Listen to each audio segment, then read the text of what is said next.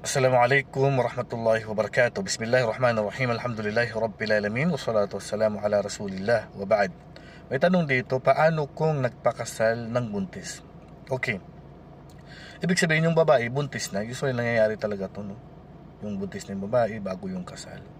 So, patawarin naman ng Allah mga taong gumagawa nito at ilayo nawa tayo ng Allah sa ganito. Okay. Pwede bang magpakasal? Pwede ba ikasal? Nagkaroon ng opinion dito ang ating mga ulama. Ang mga ulama ng Malikiya at ng Hanabila hindi pwedeng ikasal. Hindi tanggap ang kasal ng babae na buntis. At siyempre ito yung mas matibay ang katibayan. At sabi ng Propeta sallallahu alaihi wasallam, la tuta hamilun hatta tada. Hindi pwedeng galawin ang buntis hanggat hindi pa nanganganak. Samantala ang Hanafiya at ang Shafi'iyya ay pwede sa kanila na pakasalan ng buntis. Lalo na siya rin naman nakabuntis dito. So, siyempre ito ay bagay na hindi napagkasunduan ng mga ulama. Pinakamainam, iwasan ay kasal ang buntis. Pero kung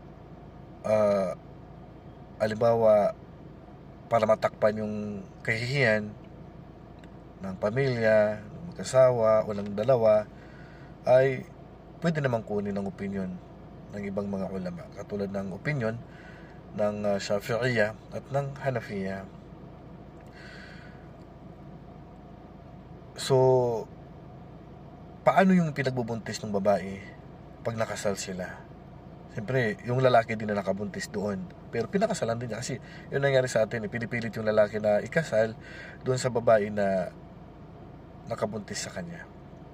Ay, doon sa ay nabuntis niya. So, siyempre, ang batas ng Islam, ang sino man sa dalawa, hindi porket nabuntis yung babae ay pipilitin na yung lalaki na ikasal.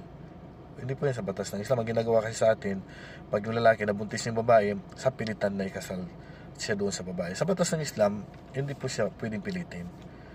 Kasi kabilang po sa haligi ng kasal ay ridwan min kullin minazawjain. Kailangan